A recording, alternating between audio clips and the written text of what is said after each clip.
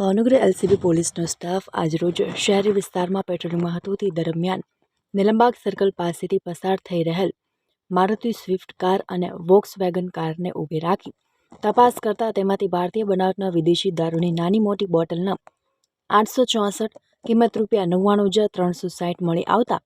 આ બંને કારમાં સવાર પ્રતાપ જગુભાઈ ખાચર ઉંમર વર્ષ 26 રહે તુરખા રોડ, હાર્દિક હિતેશભાઈ પરમાર ઉંમર વર્ષ 33 રહે નિર્મનગર, નાસિર જાકીરભાઈ કુરેશી ઉંમર વર્ષ 28 રહે ખસ રોડ બોટાદ તેમજ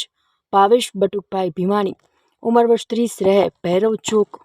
બોટાદને આ અંગે પૂછપરછ કરતા ઇંગ્લિશ દારૂનો જથ્થો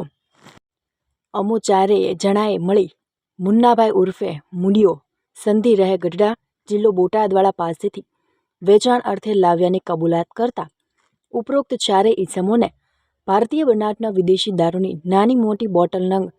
864 કિંમત ₹99,360 તથા કાર 2 કિંમત ₹6,50,000 તથા મોબાઈલ ફોન નંગ 4 જેની કિંમત ₹61,000 મળી કુલ 8,10,360ના મુદ્દામાલ સાથે ઝડપી લઈ તમામ વિરુદ્ધ પ્રોહિબિશન એક્ટ મુજબનો ગુનો નોંધી કાયદેસરની કાર્યવાહી માટે નીલમબાગ પોલીસ સ્ટેશનમાં સોંપી આપવામાં આવ્યા હતા.